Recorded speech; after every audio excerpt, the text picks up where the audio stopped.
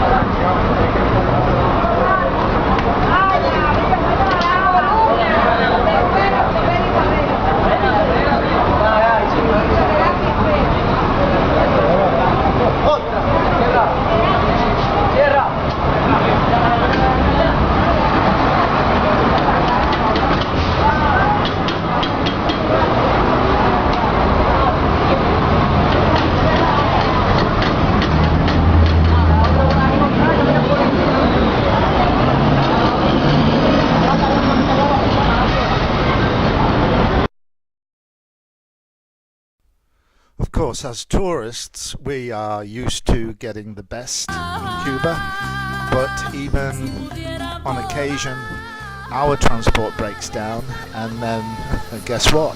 We're asked to push it off the road to let another vehicle buy us, which is kind of a unique memory for these guys.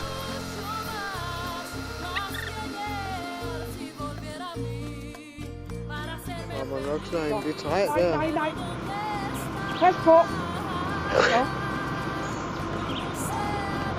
Pengene. Så kan vi sgu komme forbi.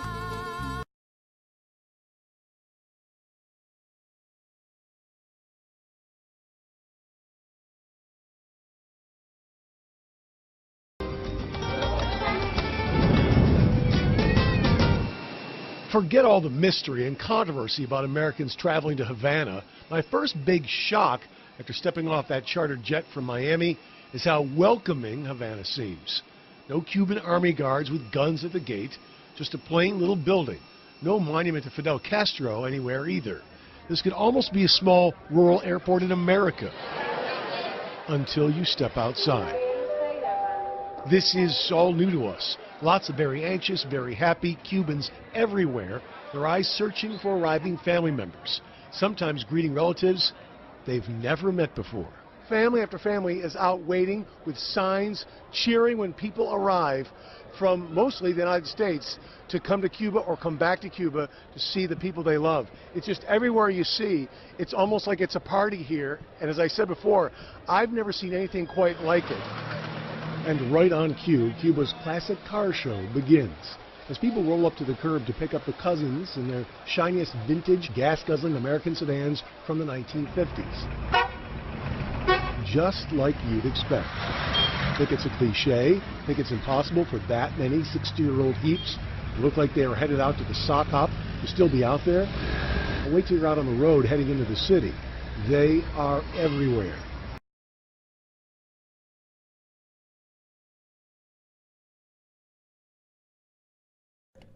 This was the best investment I can say. It cost $100 a day for me to hire a private guide in a country where people make about $50 a month.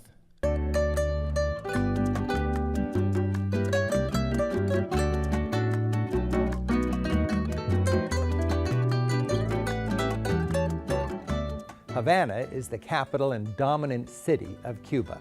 2 million people, 500 years old, lots of fascinating neighborhoods.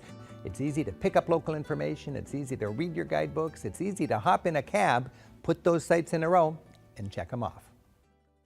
Havana is well worth 5 days. It just keeps you busy. You got this romantic malecon, the breakwater and waves crashing over it. You've got the harbor channel that is a narrow spit of water that is protected with cannons from the fortress here, and Havana on the other side. And this little spit of water takes you to a very easy to defend basin, which is the harbor.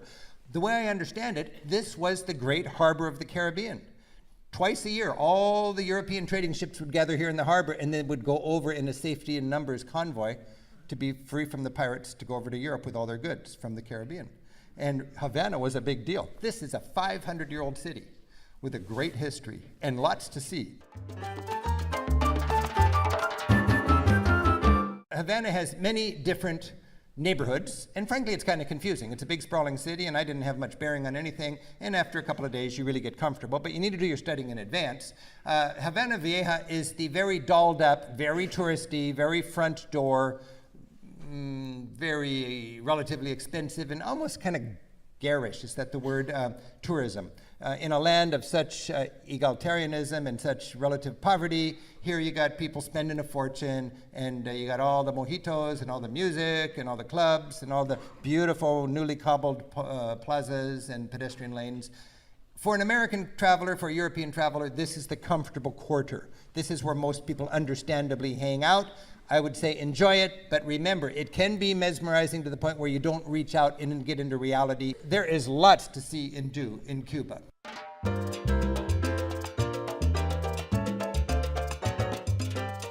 In Havana, apart from all your conventional sightseeing and important museums and so on, the real beauty of the city is simply getting out there and experiencing that slice of life. Wander through the barrios, meet the people, enjoy the architecture, and remember, when you connect with the people in Havana, that's what gives you the most vivid memories. Cuba is that wonderful love of life in the streets. One of the big sights, surprising to me, was the cemetery. They've got the Christopher Columbus Cemetery, which is supposed to be the biggest cemetery in this hemisphere, and quite an amazing place to wander through. Well, one touristy lane called Hamal, and when you go there, you've got the dancers and the Cuban, Afro-Cuban culture going on. A huge market hall down on the harbor front was there to sell all sorts of simple art and souvenirs for tourists that are there. Very touristy, very fun, very easy. I liked it. One of my favorite places is undoubtedly the Automotive Museum. The Cuban government took all these vehicles from as abandoned property after the revolution. Here's Fangio's race car. For those of you who remember, a world famous race car driver. These cars were not restored, or have not been restored, and are pretty much in the condition when they enter the museum. We start with the Mafia collection of cars here that were obviously the predecessors of the Batista regime, and some very, very interesting and valuable cars here. There's an old hearse, I think, and we're coming up to the star of the show next to it for me, which is a 1910 Mack truck. This is a gift from the London Taxi Drivers Association showing solidarity. Also, the British Embassy donated this decaying Daimler Jag limousine, and the Mack truck is phenomenal condition. It has a starting handle at the front of the vehicle, and when you look underneath, you'll see that it's driven not by a propeller or a drive shaft, but by an immense chain, which I was totally amazed to see. I've never seen anything like that. Here's the Harley collection with the suicide shifter, adjacent to the gas tank. Really. When you go to Cuba, one of the delights are these cars. You've got these classic American cars. Remember, the embargo kicked in about 1960. So there's no cars from the United States brought in after that. It's just a time warp. And anybody who's got one of these cars now dolls it up and they rent it out to tourists. And everywhere you go, you've got guys with their old 1950s era Chevys, convertibles, wanting you to hop in. I got to play the little horns that do, and everything is just jerry-rigged so it still works, and the roads are full of potholes, and none of the cars have their original engines. They're all very proud of their cars. But time and time again, we would just flag down a car, hop in, and the guy in the car.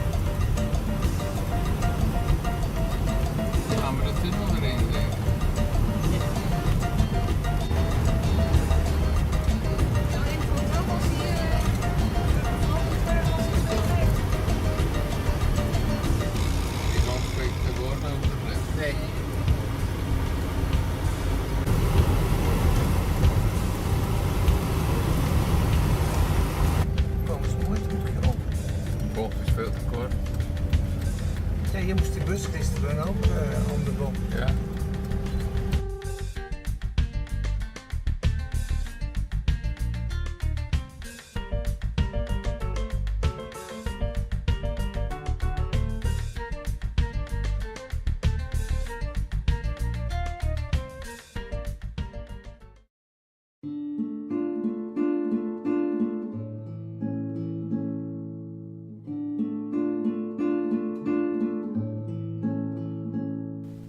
We are going under the bay at this point in time.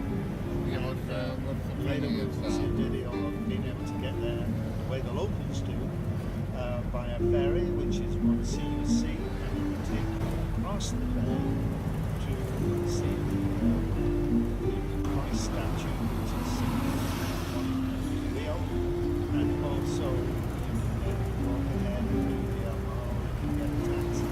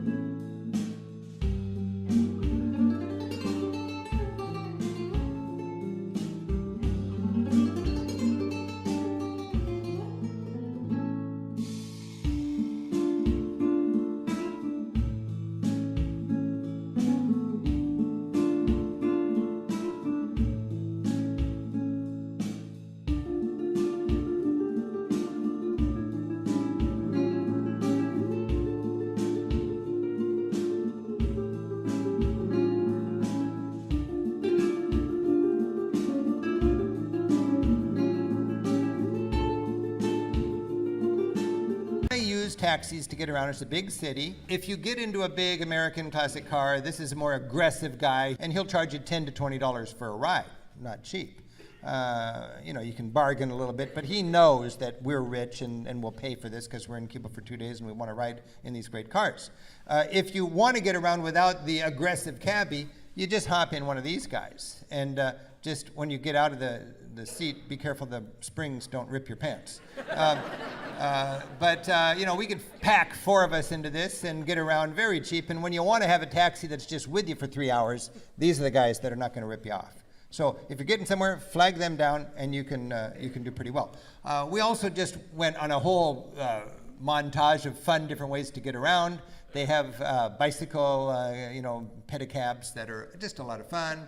They got these things called cocoa taxis, like a coconut on wheels. Local people never ride in these because they've seen too many of them just all tangled up in the roadside, you know, after an accident. But it's a hoot for a tourist for a couple of times. They're just big enough to fit 3 big Western travelers in the back seat. And then you go for a little putt-putt ride around town, and that's just kind of fun. When that Malecon I told you about is the big breakwater, and whenever there's a chop, any kind of a surf, it's going to be splashing over that, and all of these precious old 1950s era cars don't want to be near the salt spray. In fact, they close the Malecon entirely, routinely, when there's any kind of waves, and then people have to go congesting all the inner, smaller lanes, and that must be a problem for Havana when it comes. The coral surrounding the seawall has acted as a buffer, but unfortunately, over the centuries, the wave erosion has sort of consumed great chunks, and the kids now use it for a swimming hole. You also saw in the first movie the senior citizens enjoying the A big part of visiting Cuba break in is the coral. checking out its revolutionary heritage. Fidel Castro and his revolutionaries came over on a little boat in 1956. By 1960, he was with 1 million people in the square declaring Cuba is free, Cuba Libre. There's lots of sites that give you that Castro take on that exciting time. I'm fascinated by the whole revolutionary story, and when you go to Havana, you'll be able to go to the great museum that talks about the revolution, and here you get the whole thing from Fidel's perspective. Remember, it's not a free society, it's a dictatorship, and when you go to the museum, everything is going to be twisted with that narrative. And I enjoy that. I mean, we have our narrative. I mean, if you go to Pearl Harbor, you're certainly going to get an American narrative, and we just got to be honest about that. I want to stress, you need to know a little bit about the sweep of the history to understand all of this in the right context. And like any Latin American country, Cuba had a 500-year relationship with Europe in a colonial kind of way. And in the 20th century, before Castro, you had Batista, and you had this dictatorship, very friendly to American interests and big corporations owning much of the economy of the country. And of course, that meant the peasantry was kept down, and that was the people that Fidel wanted to rile up. And in 1956, Fidel came over in a boat like this. This is the famous Grandma boat. And these exiles that were in Mexico, 82 of them, came over, they landed, and they kind of said, let's go. And they managed to rise the people of Cuba up and overthrow their government. And by 1959, Castro was here talking on the Revolutionary Square to millions of people, having newly taken over the country.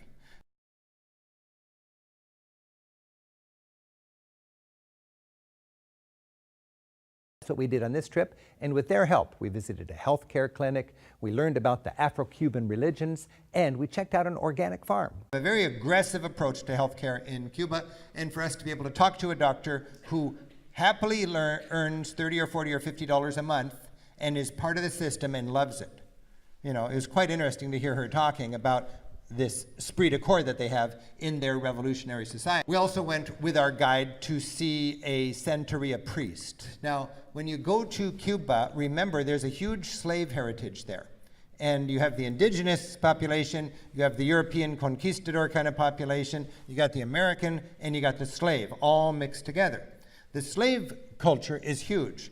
And when the slaves come over, they bring with them their indigenous religions from Africa, and then they've got the imposed Christianity on them, and in good style, like many societies do, they mix it all together. And what you got today, Santeria, that's just one of many Afro-Cuban religions that have dimensions of Christianity and lots of their African slave culture religion. And with our guide, we met this priest, and they tried to explain us all this voodoo, animistic, whatever kind of stuff that was really pretty far out to me. And then you splice in a few crucifixes. And you have a couple of revolutionaries and a great emancipator. Now, why would you have Abe Lincoln here? Well, Abe Lincoln was the great emancipator, and this is a slave society. So Lincoln would be a huge figure in this Afro-Cuban community. The rum was like $3 for a good bottle and $5 for a great bottle, you know. And I'm interested in drug policy reform and how are you guys dealing with marijuana, all this kind of stuff. And I was talking to my friends in Cuba about this, and they said, we don't really mess with marijuana. They didn't know anybody that smoked marijuana really, and it was just not an issue. And first of all, they live in a police state, and it's illegal, so it's really pretty serious if you're going to do something flat out illegal like that. Secondly, they think of marijuana as a solitary thing that people do just to get in their own zone, and they're much more mi casa, su casa, communal, let's get together and drink some rum. They see rum as a social mixer and the marijuana as something that keeps you apart. And they said, we got the best rum in the world and it's dirt cheap, so why would we mess with pot, you see? So that's just, everybody I talked to, that was their drug of choice, is rum. And anytime you saw a party, there was just a bottle of rum. It's a $3 bottle of rum, and that's what passes around, and that makes a party. The Cuba Libre, the rum with the Coca-Cola, I've had a lot of Cuba Libres. I've never had such a good Cuba Libre as when I was in Cuba. Great rum, and I'm not a chemist about this, but the Coca-Cola apparently is made in Mexico, which uses cane sugar instead of our kind of sugar. And there is quite a striking difference. So when you go to Cuba, it'll cost you $2, but you can get a great Cuba Libre. So percent of the population works for the state, and they're paid with something that's called the peso cubano, also known as the CUP or COUP. And the CUP really can't be used for very much. You can pay your electricity or telephone bill, you can go to a baseball game or buy some vegetables at the local market. But if you go into just about any Cuban store, you'll find that most of the products are imported, and until recently, only available in the other currency, the peso convertible, also known as the CUC or CUC, which is pegged to the dollar, so worth about 25 times more. As far as changing money goes, and just your rudiments of eating and sleeping, first of all, when you go to Cuba, there are two currencies. There's the popular peso and the convertible peso. Be really careful, because if somebody was unscrupulous, they could pay you with popular pesos, which are worth 1/24 of a convertible peso. Now, local people live on the popular peso. Tourists, I'm not proud of the way I just completely lived on the tourist strata there. I mean, a real backpacker would have been right there with the local pesos, but I didn't have any occasion to use local pesos on our trip, we just, the convertible peso is about 1-to-1. Here you'd have the cover charge, and it's 15 CUP popular pesos, Cuban pesos, and 1 CUC for the tourists, you see. Now remember, there's 24 popular pesos in 1 CUC, so they're actually charging double the tourists there, aren't they? Which is, it's $1, so you don't worry about it. But it's just an interesting kind of thing. You've got these two levels of economy and two different strata of population. Don't try to spend your dollars. Nobody wants your dollars. It's not good for anybody to have dollars there. They just have to change it anyways. You should change your dollars into local pesos. You do that at any fancy restaurant or any fancy hotel or at any exchange desk, and it's very straightforward. I would remind you that because of the embargo, up until now, our credit cards don't work. Bring crisp new bills if you can, 20s and 50s, and bring more than you think you'll need, because many people will tell you the credit card machines do not accept the American card, which of course is nonsense. They do, and they have done for some time, although very few limited banks. Be sure when you ride in a car like this that says it takes a credit card, that it will take your type of credit card. That is the other proviso you need to be aware of.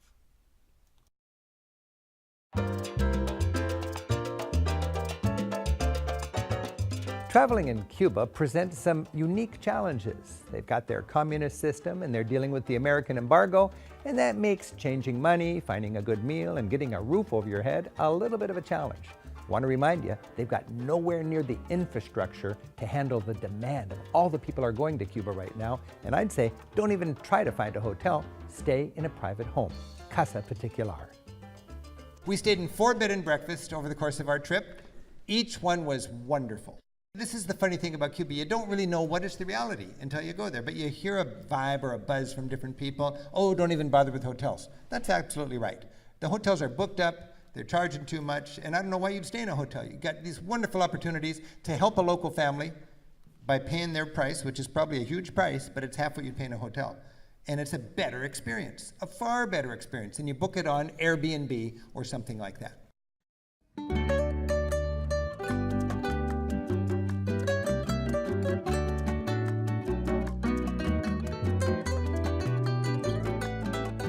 Of course, you could spend months exploring Cuba, but I had 10 days and I'm happy with the way we spent them. Half of that time in Havana, the big capital city, and the rest of that time in the countryside, going over to Viñales to ride a horse through tobacco country, and then checking out Trinidad, the most delightful little 500-year-old colonial town. When we got into Viñales, this is the bus coming in with all the people with their B&Bs, meeting people who have reservations or snaring people that don't have reservations. Almost every building in town is hired out to travelers. It's just sort of a beautiful backpacker scene. And a cool thing about these B&Bs is you get to know the host family. They're just all ready for you. I mean, it raises the stakes on how you're going to make your bed when you get home, I'll tell you. You got your swimming pool. They're thrilled to have you there, and they're even more thrilled if you'll have dinner with them. So they say, you know, for $6 each, we'll make you a nice dinner. Sure. And they're going to just go bend over backwards to make you a real feast, and you're up on their rooftops having a great home-cooked meal. And if you're lucky, you'll get a little frog that jumps into your soup bowl.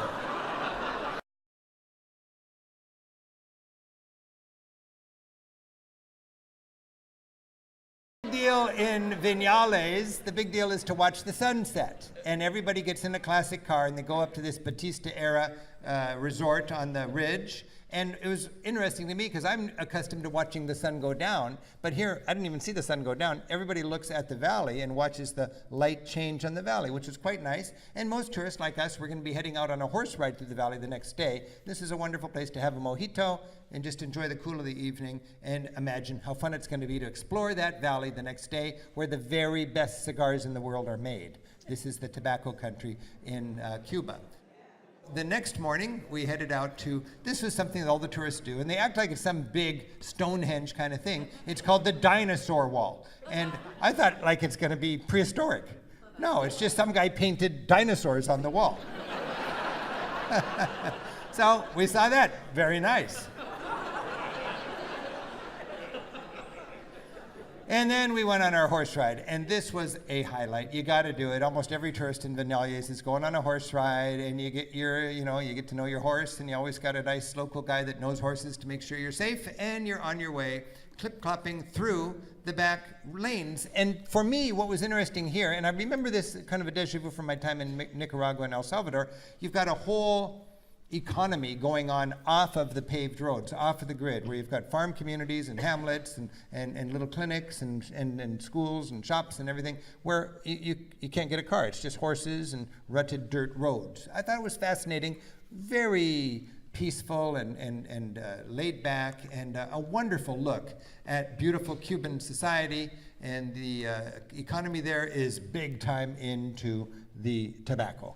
And you visit a tobacco farm, and they take you into the house and show you why the leaves are so good and how it compares to others and how they maintain the quality. And then a highlight for me was they took us into this little pavilion, and this guy took the raw leaves and rolled the most beautiful, perfect cigar right before our very eyes that I had ever seen. And here's where I really thought, I wish I had my public television crew with me, because this could be great TV. This little moment alone would almost get me back to Cuba to make a show. But he rolled it, he sealed it with honey, and then he showed us how they put it in these organic little 20 packs, just like cigarettes, 20 in a bundle, and then we got to smoke it.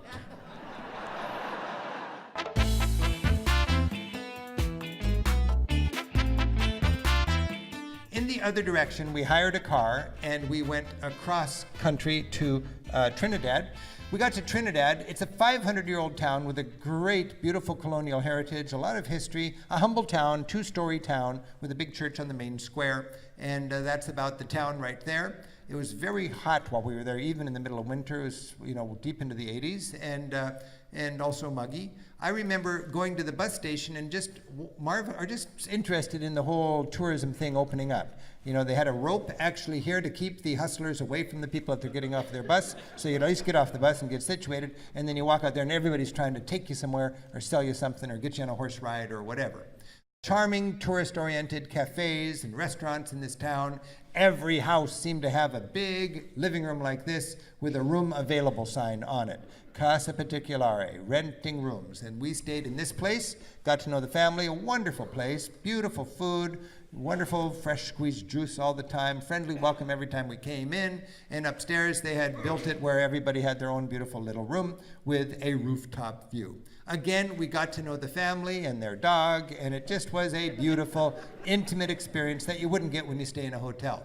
You pay $100 to go to the Tropicana. This is free. You buy a $2 mojito from any bar and you just enjoy the music right on that square. Every night, live music on the square in Trinidad.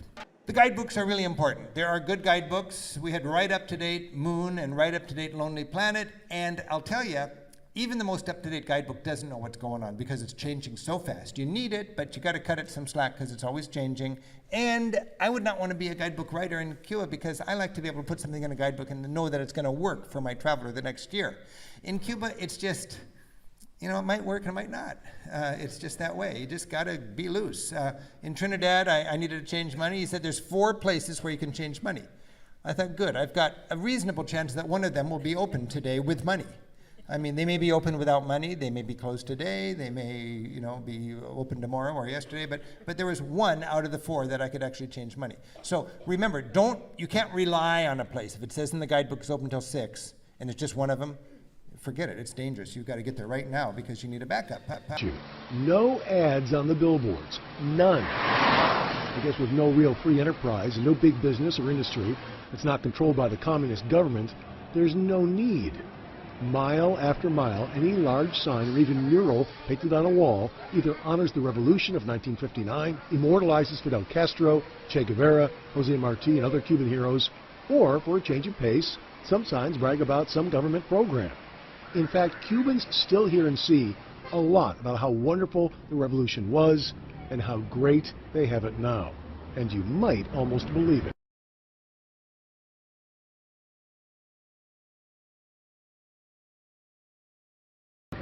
A government travel agent will be glad to book you a visit to one of Cuba's beach resorts. He'll probably send you there by tourist bus. It's in a completely different part of town from the one that Cubans use. There's no line to buy a ticket, but it's 25 times the local price. On the other hand, the waiting room is clean and spacious. The toilets have attendants who hand out toilet paper, and there are doilies on every chair. The furniture is overstuffed. A television keeps you entertained.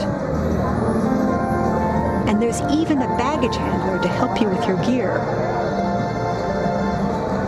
And if everyone looks cool and comfortable, it's because the entire place is air-conditioned.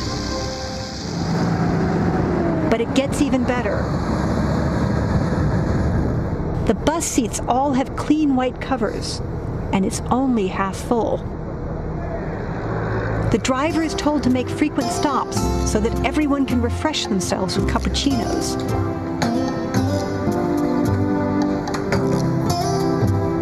Or a bottle of water that costs more than the bartender earns all day. And then it's back on board, so you can get a glimpse of the Cuban countryside before you arrive at your resort, where you will enter a completely different world. There's no traffic, the cars are modern, and the sidewalks are extraordinarily clean. The police are everywhere, not to harass you, but to make sure everything's okay.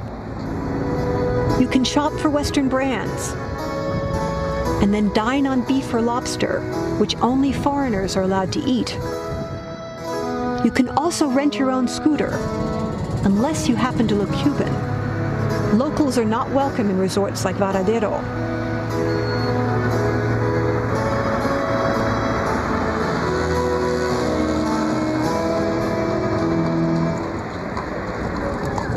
If you want a guided tour of the whole resort, several double-deckers do the circuit every half hour. The only thing you probably won't see on board are Cubans. They're forbidden to use tourist forms of transportation, so they catch whatever ride they can. Truth be told, there's not all that much to do in Varadero, except get sunburned and shop for trinkets in the many tourist stores. Cuba's resorts are the quintessential tropical paradise, deliberately designed to keep tourists in and Cubans out. Until recently, Cubans were forbidden to stay at any of these places. Although the government badly needed those tourist dollars, it didn't want foreign ideas contaminating the local population. Cubans are now allowed to rent a room, though few can afford the $300 nightly fee. In fact, the only locals you get a glimpse of in Varadero are the bartenders and other service personnel. They have the best jobs on the island. A week's worth of tourist tips can earn them more than a doctor makes in an entire year. But they're also carefully vetted by the government for loyalty to the system, so you'll only ever hear the party line. But there's another way to see Cuba, though the Cuban government won't approve. You can hitchhike and take local buses. Stay in private homes and eat at local stalls. It's not nearly as comfortable or relaxing, but you'll get to meet a lot of Cubans. And that's worth almost anything.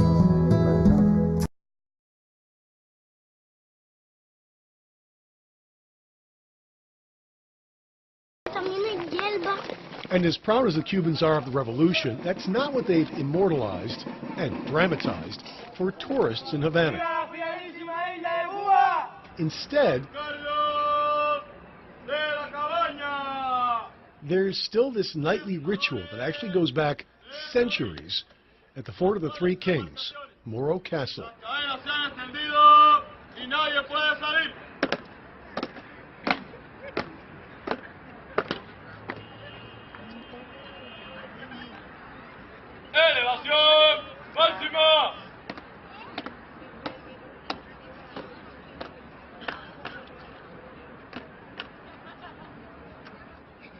You want history, America? Construction of this fort was started about 30 years before the Pilgrims landed at Plymouth Rock. The Morro overlooks the harbor channel across from Old Havana and was erected to spot raiding pirate ships and stop them with cannon fire.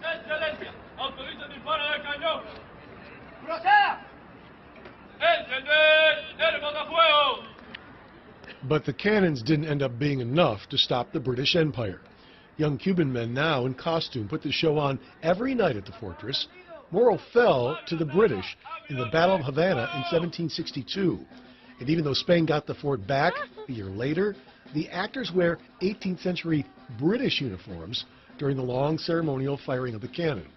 It is the most elaborate display of military might, if you want to call it that, you're likely to see in Havana, and the show isn't even really about a battle.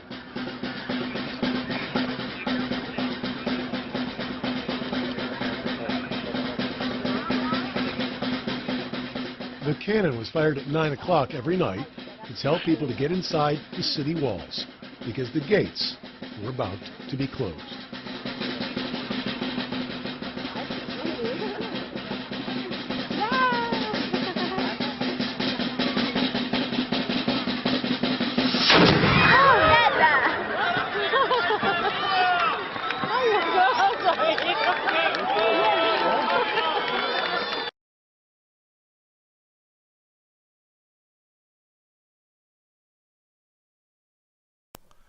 It was like we were on a plane ride and we knew it was going to crash. We didn't know when.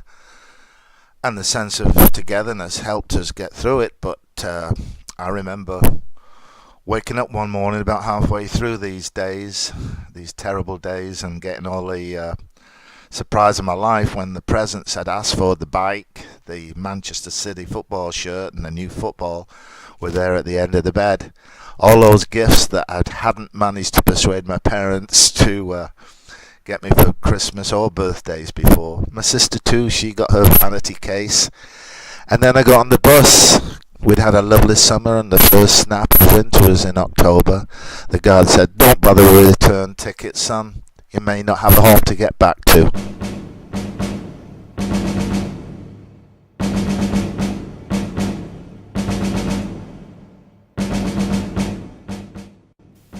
In 1962, the Cold War was heating up in America's backyard. Since aligning himself with the Soviet Union, Cuban dictator Fidel Castro was an object of growing U.S. concern. A failed attempt to oust him from power in April 1961 through the use of Cuban exile forces emboldened both Castro and his Kremlin supporters. In May 1962, Soviet Premier Nikita Khrushchev offered to install offensive nuclear weapons in Cuba. Castro readily agreed, viewing the missiles as a deterrent against another U.S. attempt to force him from power. Missiles began to arrive that summer under the tightest secrecy. Khrushchev's plan depended on getting the missiles operational before the Americans discovered they were there. But U.S. intelligence quickly learned that something unusual was afoot on the island nation. In early October, U-2 and Navy reconnaissance flights provided alarming but conclusive evidence that the Soviets were constructing missile launch sites throughout Cuba. President Kennedy immediately assembled his national security team, including military members of the Joint Staff, to determine a course of action.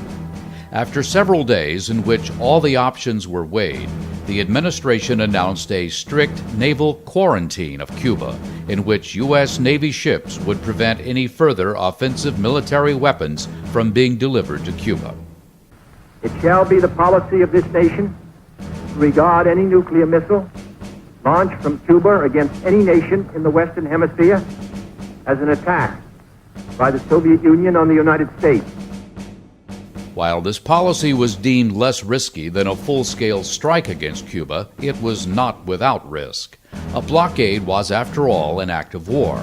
But by calling it a quarantine and limiting it to offensive military weapons, the U.S. gained support from key Allied governments. "It looks like it's up to the Navy," Kennedy said to Chief of Naval Operations Admiral George W. Anderson. "Mr. President, the Navy will not let you down," Anderson replied.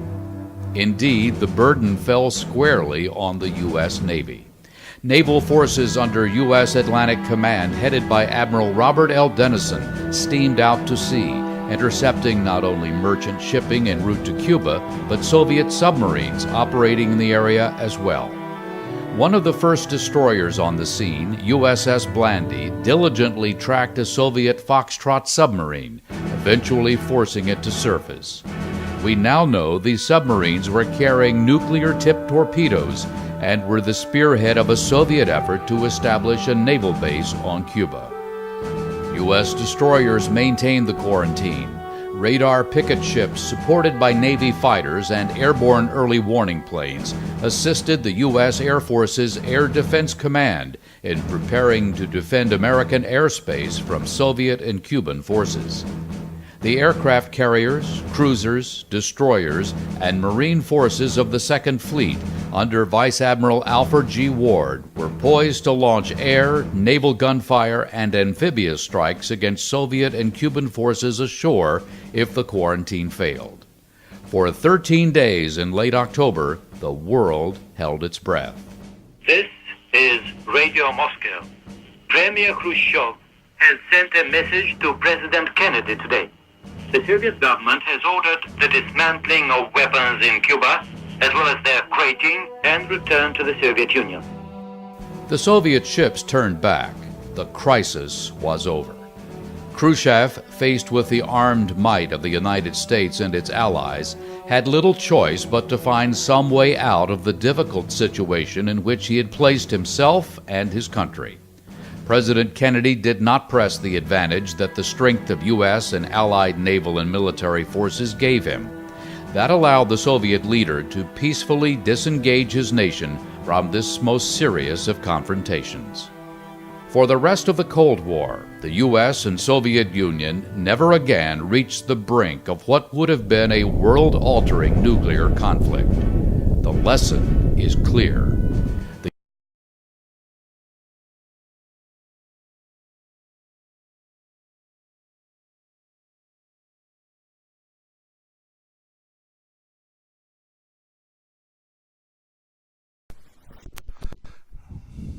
This is my story about how I discovered what was within these cliffs, and I'd like to show you a little bit about the Hotel National, which of course is a big tourist draw, although what lies underground is definitely not on the tourist circuit for obvious reasons. Cuba and America are obviously trying to restore relationship, and this heart from the past is not something obviously they want to dwell on. But anyway, take a look at the Hotel National, and then I'll continue with my story about how I discovered the bunker that housed Khrushchev, Castro, and whoever else during that terrible time.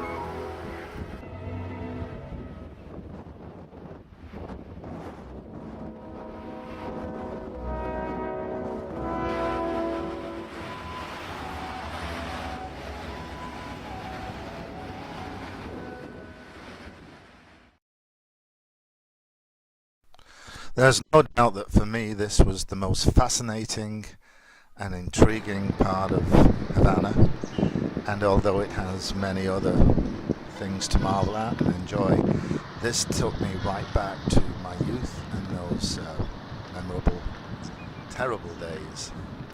I'm walking into the entrance now to the museum room, in which every single day is portrayed along the walls, showing the build-up of the crisis, and it's in Spanish and English.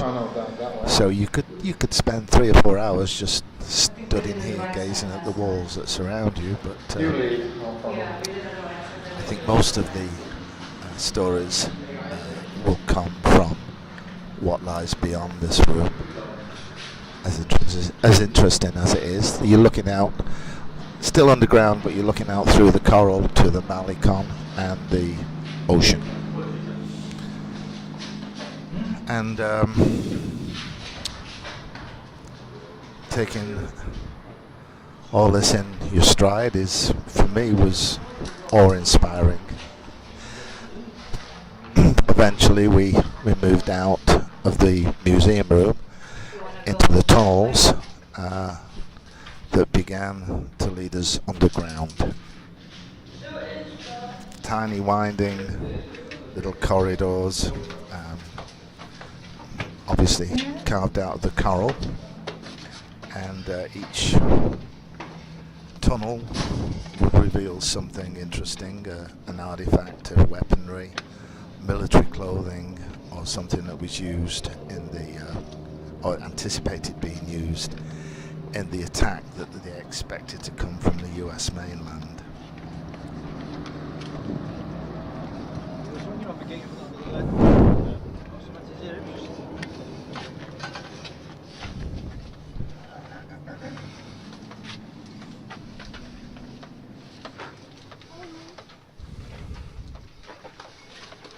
As you see, some parts of it are gated off, but there's enough there to really spark your imagination on how these people must have been really in fear of the US invasion.